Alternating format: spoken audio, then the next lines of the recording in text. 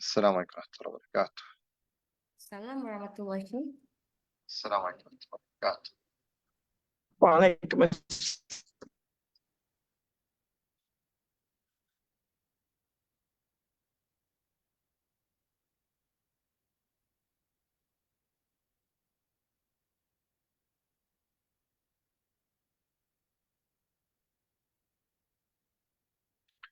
Shall I start in a minute? Sure.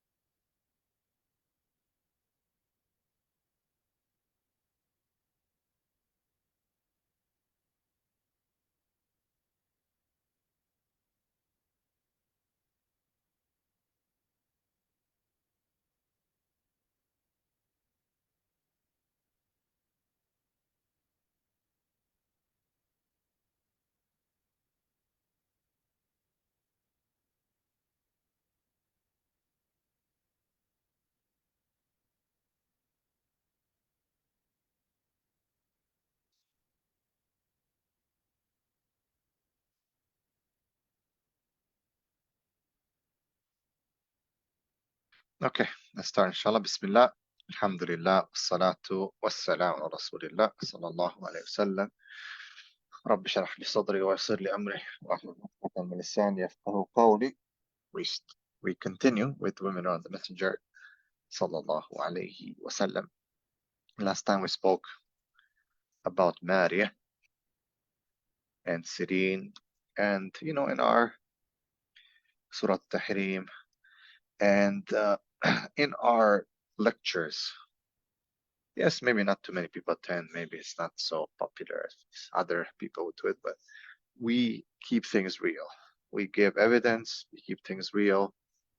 We explain the reality so you can learn how to defend the deen, how to not any corrupt the deen in hopes of defending or hopes to gain people's attention or their acceptance. We don't. We want Allah's acceptance.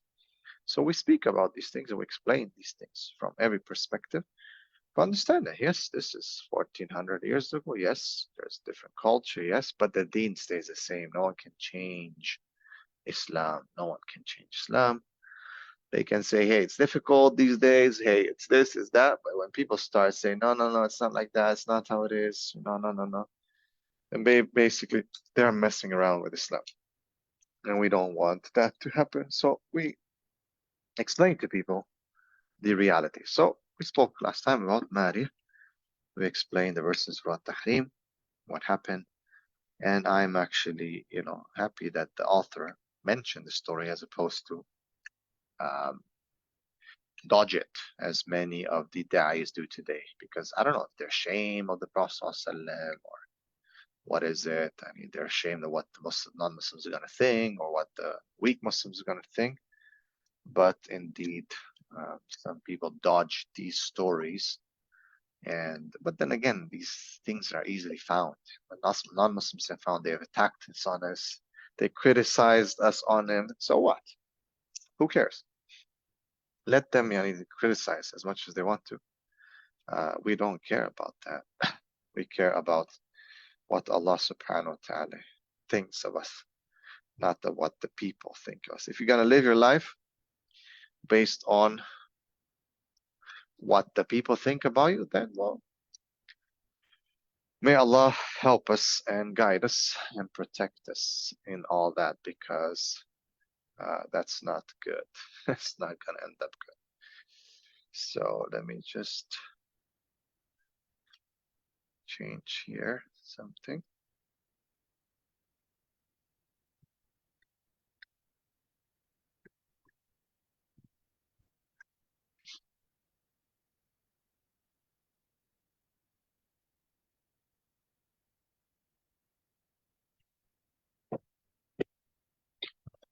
Okay, طيب. So this is what I wanted to start with today. I really want you to consider the reality of what we are doing here. Okay? And what we're doing here is we're trying to teach you how to manage and understand, not that we're just reading a book, but we're trying to manage and understand the challenges of today's world, okay, through these books. Okay, so Bismillah. So through these books that we study, through the seerah of the Prophet sallallahu alaihi wasallam, which I believe it is fundamental to be studied. If you do not study the seerah of the Prophet sallallahu alaihi wasallam, I don't think you can actually handle the challenges of today's world. Why? Because the Quran is in seerah, the fiqh is in seerah, hadith is in seerah, the aqidah is in seerah, everything is in seerah contextualized. So when we're studying this book, which is seerah actually, the book Women Around the Messenger sallallahu alaihi wasallam, this is a book of seerah. You have to understand. And when we reach such events where we're now starting to understand, contextualize some of these hadith that some people take out of context, they try to make the Prophet ﷺ something that he is not. Both enemies of Islam as well as people trying to distort Islam or trying to appease the non-Muslims and the liberals. Both of them are equally guilty because they're distorting the message of Islam. The Prophet ﷺ, his life was recorded in detail. And that's why I believe Surah Tahrim is so important. Now, it would be fine and nice to have only sugar and spice and everything that's nice in our life. But in reality, that is not how it is.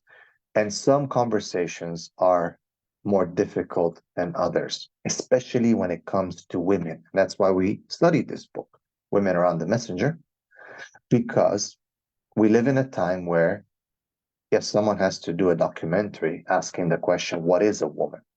And going to academicians and different experts, and they cannot get a straight answer. They can't get a straight answer. What is a woman? These are the confusing times that we're living in. And by the way, that's just the way the apple doesn't fall far from the tree. So the Muslims are also affected because we live in these countries. Our sisters are affected because they don't understand what a woman is, what a Muslim woman is, and how a Muslim woman should behave. Not just that, they do not understand how the Prophet ﷺ taught women and what he expected from women and how he dealt with women, and that he was the best man, Prophet Muhammad ﷺ, that was created by Allah subhanahu wa ta'ala. And in doing so, being the best man, he knows best from Allah. So if a woman has to submit to the sunnah of the Prophet ﷺ and to the rulings of Allah. And I know that they don't like this and they get triggered, but in reality, the Prophet ﷺ put men in charge of women. الرجال قوامون على النساء. It's always be like that. So for example, a woman is born, who's in charge of her? What's the father? Okay, yes, the mother nurtures. The mother has a big role. But who is the one who's really responsible for the money, for the feeding, for everything? Look at the Quran. There's the Quran. Even if there's a divorce, father has to pay the mother, has to sustain her giving milk to the baby. The father is responsible. Okay, the girl grows up. She's 15, 16, 17, 18. Who is responsible for food? Well, there's the hadith, the Prophet said, for a man who raises 3 daughters, that he'll get, and he educates them, teaches them, and, protects them, and, then he gets Jannah. Who? Prophet said the man. That's because it's difficult. Then what happens? Here comes a suitor. Here comes Ahmed, and he's a suitor. And he comes and he proposes. Who does he propose to? Well, guess what? He has to go to the father, through the wali, through the man. Okay, the father's not there. Who becomes the wali? The mother? No. Nope. Who knows who becomes the father? The wali, sorry. Well, there's some difference, but basically it'll be the uncle of the father, meaning the brother of her father, if the father sees like him. Or it goes to the grandfather, or it goes to the brother if he has or she has a brother who is now of age. It never goes to the mother. It never goes. I'm sorry, I know people get triggered and whatnot, but in reality, it needs to go back to the father. People don't like it. They want to scream. They want to jump up and down. They want to get upset. You cannot change the deen. وَلَا تَجِدُوا لِسُنَّةِ اللَّهِ تَبْدِيلًا. You will not find the sunnah of Allah, al-ayah. You'll not find the sunnah of Allah some change. It just won't happen, guys. So the guy comes and proposes to the father. Of course, the woman has to accept 100%. I know the hadith, and the silence of a virgin means that she agrees. We know. A woman has to accept, of course, no doubt. Bottom line is, though, the father is there. He is the one that has to be there for the nikah. He is the one that has to be there, okay, especially for a woman who's been raised by him, a virgin, a young woman, and so on. Now, the guy marries her through nikah. He takes the responsibility, and now he basically is her wali. He is her mahram. He is her qawwam. So that's been transferred from a man to a man. There's no such thing as like women being independent and having this thing and that thing and I don't know, doing their own thing. I know people hate it, but it doesn't work like that. And this is clear in the Quran and the Sunnah of the Prophet said. Now the question will be why? Because women were just not created like that to be able to withstand that. They're just being created for a specific purpose by Allah subhanahu wa ta'ala. It's a great purpose, it's a beautiful purpose.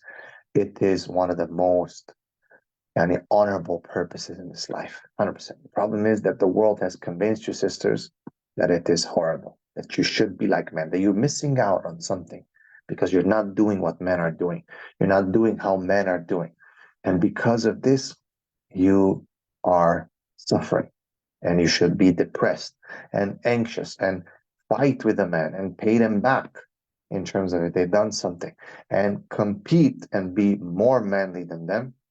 And in doing so, society, and purposefully they've done so, convinced women to that and destroyed them, corrupted their fitrah to the point that now we are at odds with each other. Men and women are at odds with each other, always fighting. Who's right? Who's wrong? Who's this? Who's that? When Allah subhanahu wa ta'ala has already cleared it.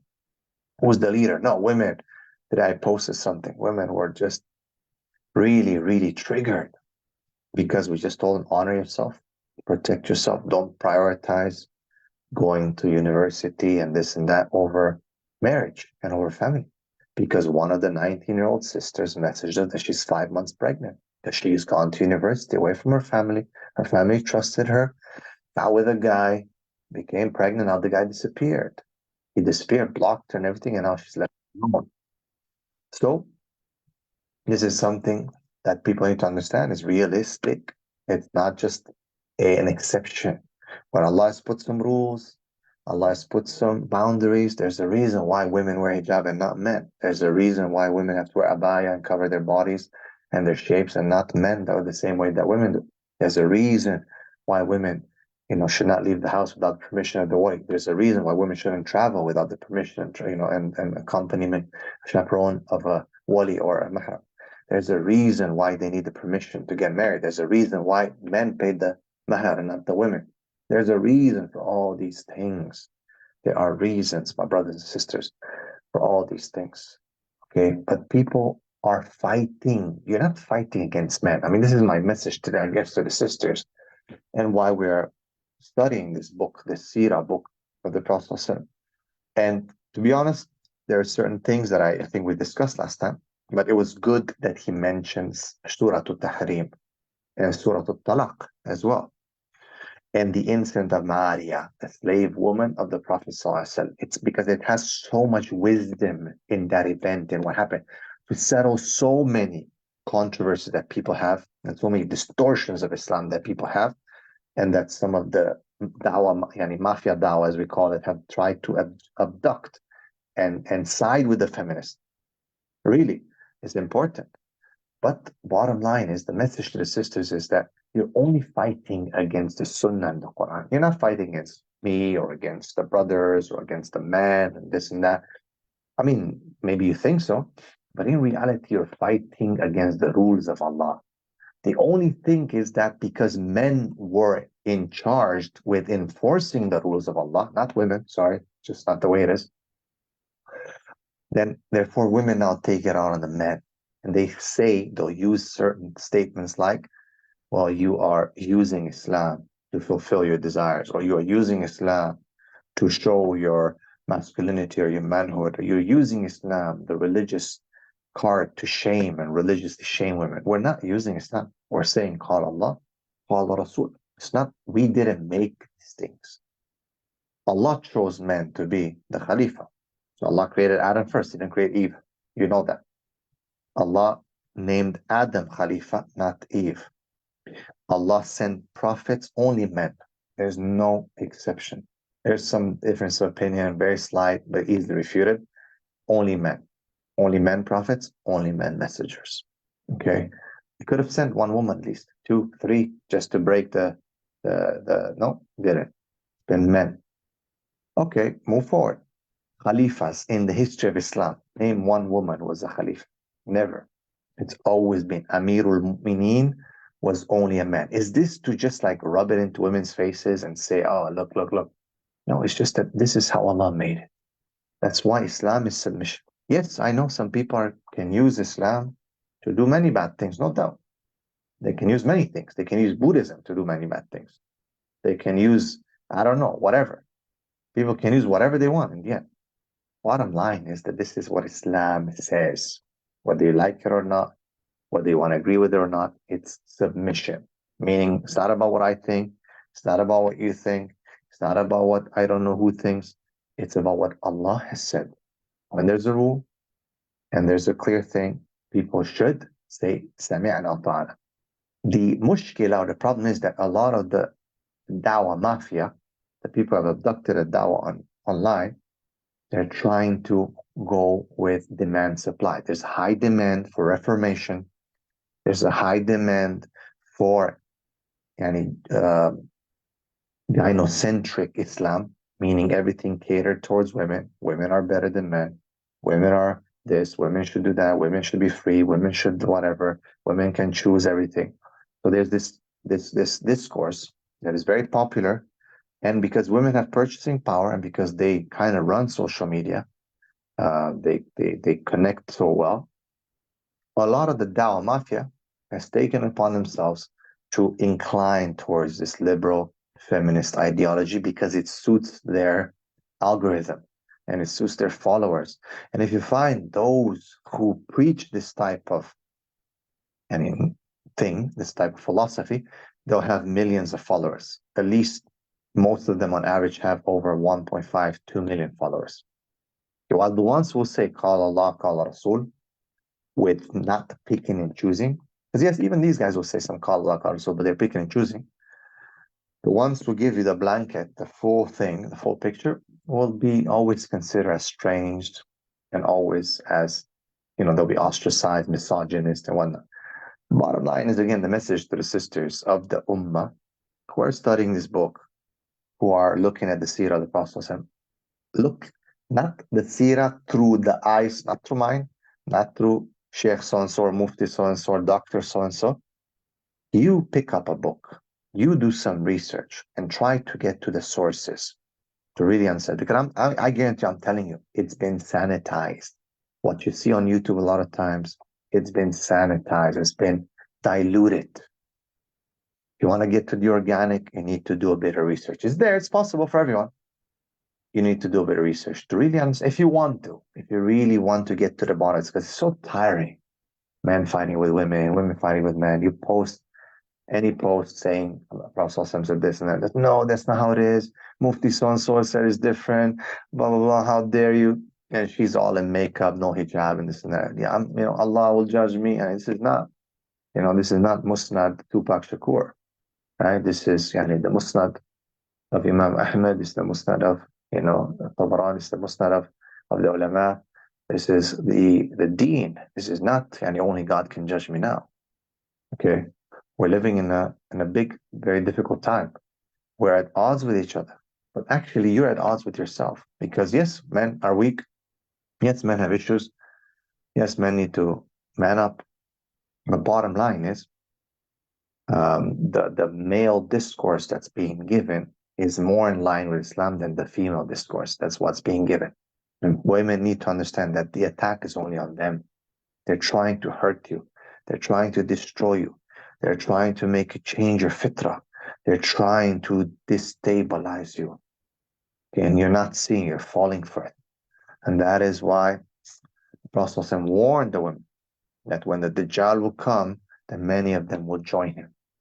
Many of the women will join, because naturally women have this inclination to follow trends and they're a bit more gullible when it comes to this.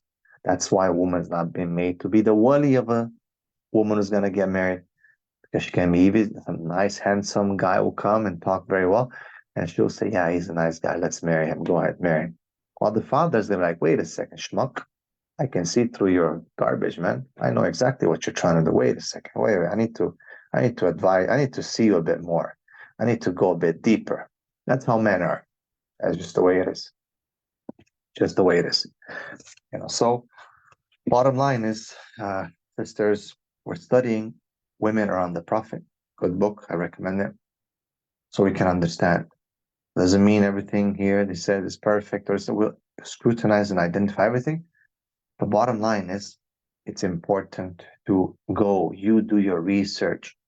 You ask yourself, how were the women around the Prophet ﷺ, especially the wives of the Prophet? Today I read that there's, this warrior, Sahabiyat, who was this. Again, these were such small exceptions. It's like a needle in an ocean. But people highlight it because they want to make a point. Oh, this warrior Sahabiya, wherever the Prophet was looking, she was there. Okay, this happened. We're not denying it. But again, needle in the ocean. The Prophet would have said, wow, I think we need to have a regiment of women because this woman is amazing. So two things here. He would have said that if this is what his Dawah Mafia is trying to prove. Bottom line is the Prophet would have said, well, this Sahabiya, she was so valiant and she fought so well and defended me and saved my life. And some other, 2, 3 more that throughout the Sirah of the Prophet are highlighted. And of course, as I said again, it's literally like dipping, this needle in the ocean. That's how it is. Bottom line. So the Prophet said, hey, let's make a regiment of women, a unit of women, because they're so good at fighting. Let's train them now and incline them towards army. It will help us. And these guys are, not picking up their stuff, man. We're not able to beat the Quraysh. Let's get the women in to solve our problems. As many of the masajid and many organizations now, they think, hey, we'll just get the women and solve the problems. Problem is that actually more problems happen. Why? Because it's not their position. People get upset. Brother, but why, brother? Because, yes, some women here and there have been there in the seat of the Prophet. Yes, some women contributed. But look at Salama. We just studied with Salama. Look at her wisdom. Why did the Prophet ﷺ love Salama so much? She had that maturity and that wisdom and that peace and that she gave. Look at the shura that he made with her. But was she part of the shura of the Sahaba? No, she wasn't. The Prophet wasn't going to be like, and Salama is so wise. This is something I couldn't figure out. This whole issue with the Treaty of Hudaybiyah and shaving the head and not making umrah. So therefore, she earned her place at the table with the Sahaba, with the Kibar Sahaba, with Umar Khattab, Abu Bakr, Salam will be sitting there and be like, brothers, this is what I think. As they do in masjid board meetings these days and so on, and they raise their voices and no. And they are the Ummahatul Mu'mineen. They are the example for any woman in this world. We looked at them. Look at what we studied. Different temperaments, different personalities, different ways, 100%. Not all of them are going to be the same. But look, what I'm pointing at, did the Prophet ﷺ tell Salama, hey, join the Shura Council? Advise the Sahaba, come on, be part of the public? No, he didn't. No. Did the Prophet ﷺ, this is my question to sisters who always highlight, same thing. Khadija was businesswoman, Hani or I don't know, Nusayba or this or that was a warrior woman and this and that. The same women who highlight these things. Question yourself, why didn't the Prophet ﷺ create a special unit for women then? Why didn't he allow them to be part of the big army? Why didn't they have their own regiment, their own standard and that they wore? Analyze all the battles of the Prophet ﷺ and after him. Come on, let's be honest. That's it. Men have their job, women have their job. Men cannot do a woman's job. They cannot. And women cannot do a man's job. And this is what we're learning from the seerah of the Prophet. But people are fighting and trying to hurt themselves in denying the reality of what the Prophet ﷺ, he gave the gender roles. These exceptions they find in the seerah of 2 or 3 or 4 sisters are not going to make the standard. They're not going to justify what liberal women and the Dawah Mafia are doing today in pushing women to destroy their haya and destroy their honor by being there and doing everything that men do. And in many cultures, this is happening. In many cultures, it's a big problem where women have lost their haya because they're head to head, foot to foot, shoulder to shoulder with the men in everything they do. And they try to justify with 3 or 4 sahabiyat out of the hundreds of thousands of sahaba who met the Prophet and qualified sahaba. They justify with 3, 4, 5 different women that, she did this, she fought in this battle, she was so valiant, she was so brave, she had a sword, she cut this guy's head. So if you're so brave and so this and so that, the Prophet ﷺ really, really highlighted that and loved that, and he felt that she saved his life. Why did he not ask her to be a general? Why did he not ask her to be a captain? Why did he not ask her to be a khalifa? Why did he not ask her to make an army of women? This is a question I believe every woman can answer to themselves and be honest with themselves when it comes to women around the Prophet sallallahu alaihi wasallam and what we are dealing with in today's world and the fitna of the battle between the sexes, between men and women. So we go back to the story, and when we look at the story of Surah Al-Tahrim, Surah Al-Talaq,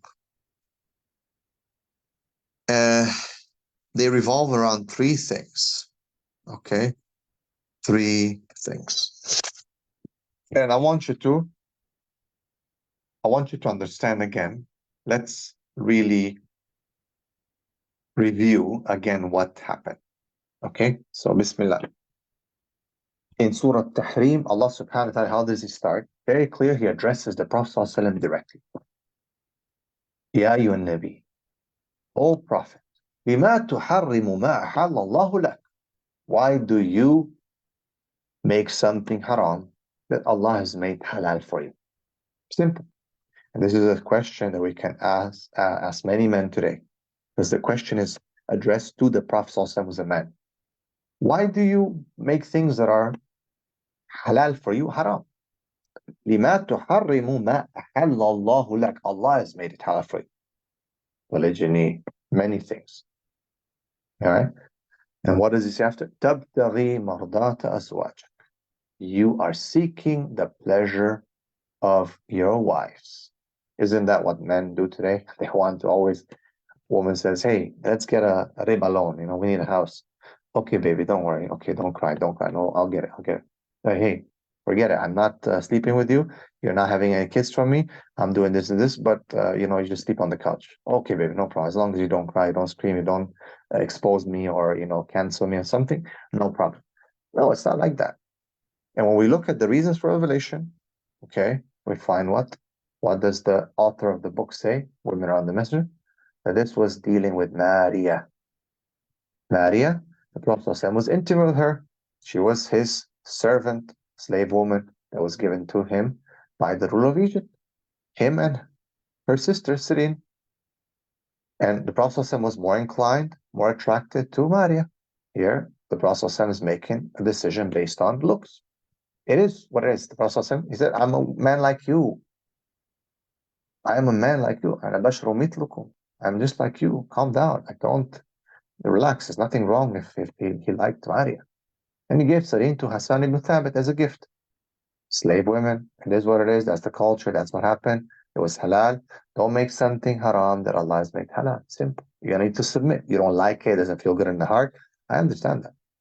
But that's what we all need to deal with to become better Muslims. We need to take that pain and that fire from our hearts and submit, because then the coolness of submission is what's actually going to solve the problems in our lives. So, Allah subhanahu wa ta'ala addressed the Prophet indirectly. The Mufassirin talked about it. Some tried to allude to another story.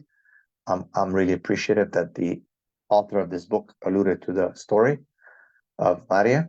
The Prophet was intimate with her. Hafsa was not happy. Okay, he promised something. So there are three things that this surah kind of revolves around. Let us go to those three things. So number one, it is the reason for revelation, mentioning of the event and its entitlement of censure from Allah to His Messenger in the beginning of the surah, right? The surah then mentions the rule concerning atoning for an oath, because the Prophet ﷺ, again, he was a human being. Hafsa was complaining. The men in general, we don't like women to complain. We don't like women to talk, to cry. People think that, okay, men enjoy when women cry and so on. We don't like when women cry. We're just like, okay, calm down. I swear I'm not going to do it again. So something like that. The Prophet ﷺ took an oath that he is not going to do it again. So it was the oath that he took. So the oath, the atoning for the oath, and then a severe threat from Allah for Aisha radiallahu anha and Hafsa radiallahu anha, helping one another against the Messenger of Allah. This is the way it is. And we're going to explore it. تبتغي مرضات أزواجك والله غفور رحيم قد فرض الله لكم تحيلة أيمانكم. Clear. The Prophet ﷺ is allowed to break his oath because he made an oath that you're taking an oath just to please your wife, going against something that Allah has allowed for you to be halal. Simple. So that's number one. Number two, and look how Allah subhanahu wa ta'ala has chastised Aisha radiallahu and Hafsa. Okay, because they helped each other against the Prophet sallallahu alaihi wasallam. Number two, mentioning sincere repentance. In tatuba ila Allahi faqad sar qulubukum. Al-ayah. This is addressed to all the Muslims, though. All right, to everyone. So the concept of tawbah, and specifically for Aisha and Hafsa. Number three, the surah ends with citing an example from history. Pay attention here. Of the women that will enter hell, and they were the wives of two prophets. ضرب الله للذين كفروا امرأة لوط وامرأة نوح كانت تحت عبدين من عبادنا الصالحين. الآية. that there were two, the wife of Prophet Nuh, Prophet Lut. Both of them betrayed their husband. They betrayed the husbands, and their husbands did not avail them with nothing against Allah. And they were told to enter the fire. With everyone else will enter. وضرب الله مثلا للذين آمنوا امرأة فرعون. And then Allah subhanahu wa ta'ala gives two women now, examples for the believers. The wife of Pharaoh, Asya, as some of the Mufassirin say, and Maryam, وَمَرْيَمَ ابْنَةِ عِمْرَانَ الَّتِي أَحْسَنَتْ فَرْجَهَا. This is Maryam, the daughter of Imran. Not Cardi B, not, I don't know, Michelle Obama, not some singer from Malaysia, woman or social media influencer, not, I don't know who from Philippines, no, not from Netflix, no. Yet Allah gave two women only mentioned, Asya and Maryam. Okay, and it's a very strong surah that I recommend every single woman and man to read, because these were the women. And if you analyze who are these women, were these women who are out there and about? No. And that's why first, if you look at the first verse, ضرب الله للذين كفروا امرأة لوط وامرأة نوح, puts them together. But when he gives the example of the two believing, when he separates them and gives more detail and singles out Maryam at the end. And Maryam was not the woman who was out there with the convertible hijab, halfway. She was always protected, always screening herself in the mihrab, away from men, away from people. I want women, sisters, to analyze this. I want women, sisters, to think about this. I want women, sisters, to conceptualize this. This is very important to understand who is your role model. Because Allah mentions two women in the Quran that are your role models. Give up those social media influencers. Stick to these two women. Learn more about these two women. Understand their lives of these two women, so you can succeed. Wallahi, wallahi. Okay? Wallahi. So, this is the important lesson to be drawn from Surah Tahrim. Such an important surah, especially the way it starts and what it says to the Prophet.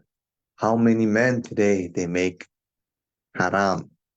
They make, haram, something that's halal. And in doing so, in promising this to get the mardat azwaj, they fall into big haram, into sins, because they deny their fitrah and the way Allah created them. I know this is a big topic, but bottom line is that's what it is. Allah says it. So, the author says something very important here. He says, dear reader, do not forget there was Maria the Copt, the slave woman, Prophet ﷺ inclined towards her. And I want to make a point here. I don't want people to misunderstand. When we look at the evidence, what was the accusation? Why did Aisha and Hafsa get together? The wives of the Prophet ﷺ were getting jealous. Maria was beautiful. Not just that, but the Prophet ﷺ naturally inclined towards her to spend more time with her. First, she was housed close in the headquarters, then she was moved a bit out. Yet still the Prophet ﷺ would spend a bit more time with her. He was more inclined to her, and yes, it was intimate with her, because that's what the hadith was saying. So the wives are jealous. Naturally, women will be jealous. And then they start plotting this thing. So, Maria was nothing, and she was just a woman. She was just being herself. There's no something to be made shameful, or she was halal to the Prophet ﷺ. But here the point that I want to make, when people talk about justice, I just want to make, I'm not going to cause fitna, I want to get into the details, but when we talk about adala and justice between wives, okay, to understand what this, okay, and Allah says, وَلَن تَعْدِلُوا, you're not going to be able to make full justice, okay? But what needs to be understood is justice is defined by the actions of the Prophet, and not what mufti or doctor or someone has to say. To understand what justice means between wives and what a man should do between his wives, and how a man deals with his wife, whether he has 1 or 2 or 3 or 4 or 10 slave women. The reality is that to understand that, we need to understand the behavior of the Prophet. If anyone has a doubt that the Prophet was not just, then they're in big trouble. The Prophet was just. The wives thought that he was not, though. And we see here again the nature of a woman. A woman's not going to necessarily be super satisfied with some of these things. I know that these things sting a bit, but look at the text. And Allah created women like that. They're jealous. They want a husband only for themselves, but Allah did not make that happen. All right? Allah has allowed it. The best of men who existed in this world, Prophet ﷺ, if he were to set the standard, the only one wife, then maybe it would have been like that. But he himself, being the most spiritual, the most close to Allah, was also a very, very intimate person and had, many wives and servant women. And this is the truth and reality. People can cry all day long, can scream, can jump up and down, but we're trying to not distort the message of Islam. The facts are the facts. Okay, فَأْتُوا بُرْهَانَكُمْ إِن كُنْتُمْ صَادِقِينَ. Bring your proof if you are truthful. This liberal ideology, this doctor, so on, sheikh, so on, mufti, so on, everyone twisting just to, for the non-Muslims to say, wow, these guys are really good, man. Let's push the algorithm now. Yeah, these guys will get the interviews. Let's bring them to the White House. Let's bring them to do iftar at the White House. Let them lead the community. These are the ones, not those extremist people. The Prophet was extreme, man. The reality is that the behavior of the Prophet is what saved the world. And the behavior that these people are trying to put is what, look at our side, it was destroying the world, actually. Because we are denying men their fitrah and denying women their fitrah. And that is the basics of humanity. We're denying the basics of humanity to a man and a woman. Then how do you want to deal with the problems of the world, such as war and death and disease and hunger and poverty and addiction and substance abuse and drugs and all that? Look around you, man. Look at the statistic. Look at the numbers. Look at society. Look at just ethics and morality, where we've gone. And people are talking about that they're the champions of peace. When it is said to them, don't make corruption on the earth, they say, إِنَّمَا نَحْنُ مُصْلِحُونَ. We're only peacemakers, the compassionate imams. They're the peacemakers. So here, bottom line is, guys, that the Prophet ﷺ was fair. Yes, he inclined, because a human being is going to incline. He's going to feel attracted. He's going to like something. He's going to do his best. He's going to come back. There's going to be periods of time. The Prophet ﷺ was the most honest. He was the most fair. Yes, the wives accused him of unfairness here. We read the text. And Maria had nothing to do with the akhi. I mean, she's just, alhamdulillah, she's a woman. She's chaste, even though she's a slave woman. She was given as a gift, respectful. And the Prophet loved her. He liked her. And then she embraced Islam in the end, because the behavior of the Prophet and the kindness of the Prophet. Trust me, she didn't embrace Islam because of the behavior of his wife. So the Prophet was his wife. No. She embraced Islam. That her sisters didn't make her feel that comfortable. This is the reality. They're the mothers of the believers. We love them. But this is the reality. In the end, the fitrah of a woman cannot be overshadowed by a title. It is what it is. And same. So the Prophet ﷺ was fair. He was accused of unfairness. Hafsa and Aisha tried to, plot against him. And Allah subhanahu wa ta'ala exposed this. And he said that even if Allah will make him divorce you and he will get other women. Don't worry. Allah will take care of him. And here specifically, Allah could have said, no, he was just going to be alone. He's going to be a monk. He's going to just be celibate. No, the Prophet, Allah says that if he makes talaq to you, then Allah subhanahu wa ta'ala will give him محسنات المؤمنات قانتات طيبات وأبكارا. And ayah. He's going to give him virgins, married before. Allah will give him women. He's going to get married again. Don't worry. You're going to lose. He's going to move on. The man is going to move on. It's the woman who loses. She causes problems in marriage. It's the woman who loses. She wants divorce. She wants to, change things and so on.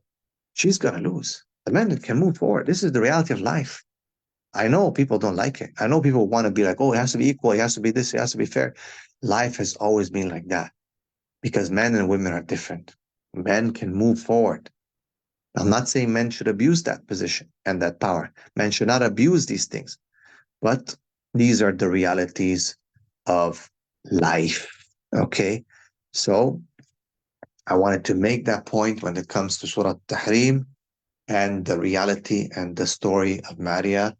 You can give me, your comments or what you think in italic, but it is a very important point that I leave you with on this before we move to next, is that the adala and justice of dealing with the wives and dealing with women and dealing with the things is the standard of how the Prophet ﷺ behaved.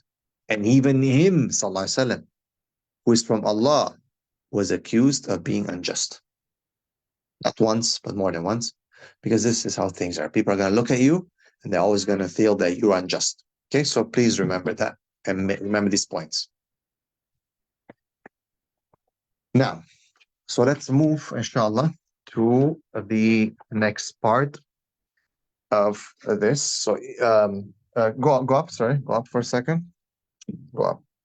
So, no, down. Ibn Hakim, the hadith. Let's go back to the hadith there. Okay, so Ibn al-Hakim narrates of the authority Abdullah ibn Umar, who said the Prophet ﷺ visited the lady caught. Okay, so let us look down. Go down a bit. Down. Okay.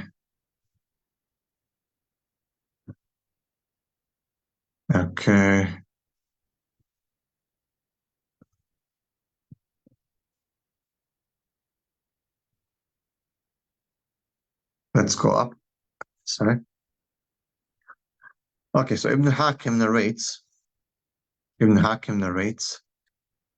that the Prophet ﷺ visited the Copt lady, Maria, the mother of his son Ibrahim, and found her with a relative of hers, who came along with her from Egypt and who frequently visited her. The Prophet ﷺ was upset and he went back. Umar then went to meet him and knew from his looks that he was upset. So he looked at the jealousy of the Prophet sallallahu alaihi wasallam. And so he asked him. Omar took his sword and went to the apartment of Maria while her relative was still with her. He aimed at striking her with the sword. When the eunuch saw that, he exposed himself, for he had no genitals. SubhanAllah. When Omar saw that, he returned to the Prophet ﷺ and informed him of what he saw. The Prophet ﷺ said, Angel Gabriel has come to me and informed me that Allah has exonerated Maria and her relative, and that she is pregnant of a son from me, and that he resembles me more than anyone else. He also commanded me to name Ibrahim, and and Jibril alayhi salam called me Abu Ibrahim. Jibril alayhi salam called me Abu Ibrahim. Okay, which is a very interesting and inshallah narration. Okay, so Thabit al-Bunani narrated from Anas that a man was charged with fornication with a slave girl of Allah's messenger. Thereupon Allah's messenger said to Ali, go and strike his neck. Ali came to him and he found him in a well, making his body cool. Ali said to him, come out. And as he took hold of his hand and brought him out, he found that his sexual organ has been cut. But there was an accusation. Ali then refrained from striking his neck. He came to the Prophet ﷺ and said, Allah's messenger, he has no sexual organs. Maria delivered, and it was a baby boy. The Prophet ﷺ named Ibrahim, as he was seeking blessing with the name of the ancestor, the Prophet Ibrahim alayhi. This was the month of Dhul Hijjah, the 8th year of the Hijrah. The Prophet ﷺ said about Maria, her son has set her free. This is an Islamic legal rule concerning bondswomen who bear children for their masters after they have been cohabitated with them as maids or are possessed by the right hand. If they deliver their babies, they become free. And this is one of the opinions, by the way. In this aspect, you can say that Maria's presence in the Prophet's household and around him generously enriched Islamic jurisprudence, and it enriched forms of social relationships.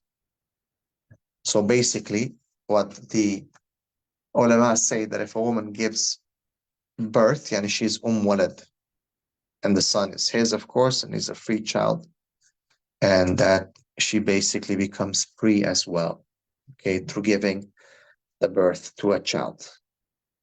Now, if you look at the narrations above, we find that there is an indication that maybe it was Maria who was accused of zina. There's another hadith where a woman who belonged to the Prophet, a slave woman, was actually was whipped for committing zina. Okay, so these things happen. People sometimes don't understand. They get shocked. They don't understand the reality that some of these things happen even to the Prophet sallallahu alaihi wasallam. Okay, it's very important for us to keep that in mind, that reality is reality. People are people. Humans are humans. And we have to understand that. The 8th year of the Hijrah is the year of the conquest of Mecca. It was on this occasion which the ancient house was purified from the filth and so on. It was the occasion which the veiled polytheism has been overwhelmed by the Quraysh. And, Allah subhanahu wa ta'ala gave victory to the Prophet. So, the Prophet loved to name his son Ibrahim. And he loved his son. He would visit Maria in her house on days in turns other than hers in order to see his son Ibrahim. So he would go and visit her, or some people say that no, you're not allowed to, it has to be equally fair, and this and that. Actually, we see that the Prophet ﷺ would visit Maria on the days of the other wives. He used to carry Ibrahim, he used to love him, he used to, play with him. He really, really was so happy. Okay. He played with Umama, the daughter of Zainab. He carried Al-Hassan al-Hussein on his back. He loved them. He loved Fatima. He loved children. He loved, the children, the grandchildren that he had. He was such a loving person, sallallahu alayhi wasallam. And this is how the Prophet was. He was a human being. So we can never forget all that. So we should then imagine, the author says, go up, in the light of all those incidents, how strongly the Prophet would have been attached to Ibrahim, seeing him grow, seeing him being a toddler, walking, right? And then Allah subhanahu wa ta'ala decided to take him.